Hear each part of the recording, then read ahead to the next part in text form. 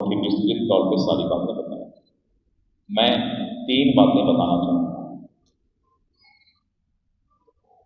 NDA गठबंधन दल चट्टानी एकता के साथ बूथ स्तर तक अपने कार्यकर्ताओं को आपसी संवाद और आपस के रिश्ते को एक मजबूत धारा की तरह आगामी विधानसभा चुनाव के लिए तैयार कर रही है।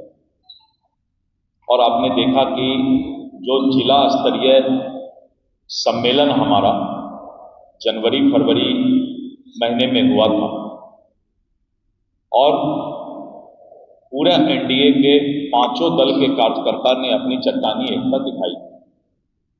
हम लोगों ने उसी समय फैसला लिया था कि अब हम विधानसभा स्तर पर अपने बूथ स्तर के कार्यकर्ताओं को 5 दल के कार्यकर्ताओं का सम्मेलन करेंगे। और जिस तरह से प्रथम चरण में 23, 24 और 25 अगस्त को 31 विधानसभा पर हम लोगों ने जो है इस सम्मेलन को सफल आयोजन किया और सभी जगह 5 दल के वरिष्ठ नेता, शीर्षस्थ नेता बिहार के उपस्थित रहे। और उसके बाद द्वितीय चरण 28, 29, 30 अगस्त को 38 विधानसभा पर हम लोगों ने किया। और हम लोग जब भी ये सम्मेलन करते हैं तो बिहार के एक कोने में नहीं करते। हर वक्त हम लोग जितने प्रमंडल हैं प्रत्येक दिन अलग अलग प्रमंडल में 1 या 2 सम्मेलन होता है, जिससे कि पूरे बिहार में एक साथ एनडीए का माहौल और एनडीए के कार्यकर्ताओं में जोश रहे। ये बहुत ही तकनीकी तरीका से हम लोग इसको कर रहे हैं। और जो तीसरा चरण था हमारा, उसमें 9 सीट 9 एसी का हो चुका है और अभी हो रहा है। और चौथा चरण जिसके लिए आज हम लोगों ने यहाँ पर प्रेस कॉन्फ्रेंस किया है, 69 विधानसभा में हम 69 विधानसभा में हम 69 विधानसभा में हम जो है फिर विधानसभा बचे हुए विधानसभा में सम्मेलन करने जा रहे हैं। और इस तरह फिर उसके बाद 5वां और 6ठा चरण है 243 विधानसभा में शीर्षस्थ नेता 5 दल के उपस्थिति में हम लोग जो है इस कार्यक्रम को कर रहे हैं।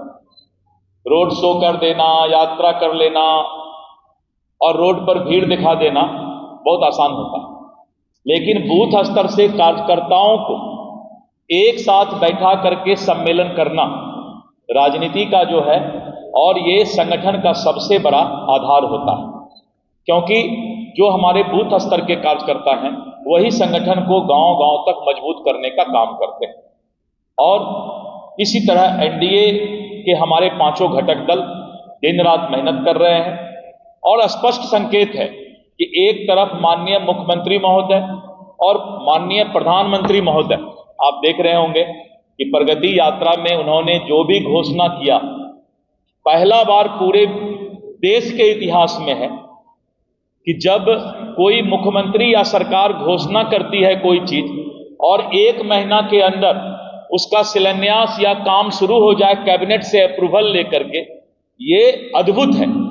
और माननीय मुख्यमंत्री जी ने प्रगति यात्रा करके और पूरे बिहार के लिए जो है जो विकास की घोषणा की, अब आप देख रहे हैं कि माननीय मुख्यमंत्री महोदय फिर से उन सब जिला में जो भी घोषणा हुआ उसको अमली जामा पहना करके उसका शिलान्यास और काम शुरू करने का काम कैबिनेट से अप्रूवल लेकर के कर रहे हैं।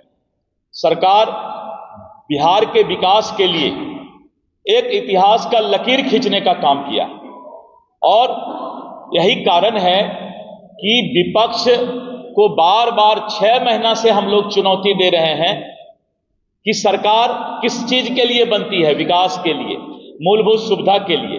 लेकिन आज तक विपक्ष जो है विकास पर बहस करने के लिए या किसी तरह का बात करने का हिम्मत कोई भी विपक्ष का नेता आज तक जुटा नहीं पाया।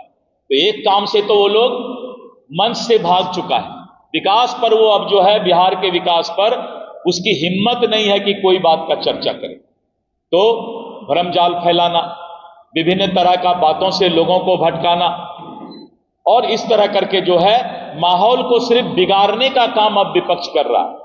इसीलिए बिहार की जनता सचेत है, सतर्क है, समझदार है कि नीतीश कुमार जी के सरकार में नीतीश जी और मोदी जी के सरकार में जिस तरह से बिहार विकास किया है, जनता इसको दिल में बैठा करके रखी है और आने वाले समय में जिस तरह से पांचों दल चट्टानी एकता के साथ चुनाव की तैयारी में लग चुकी है, हम भारी बहुमत से सरकार बनाने जा रहे हैं। ये हम लोगों का पूरा प्रयास है कि एक एक मतदाता के घर तक पहुंचे और उनको सरकार के द्वारा किए हुए काम को बताने का काम करें। धन्यवाद। अब मैं श्री मदन चौधरी जी से अनुरोध करूंगा।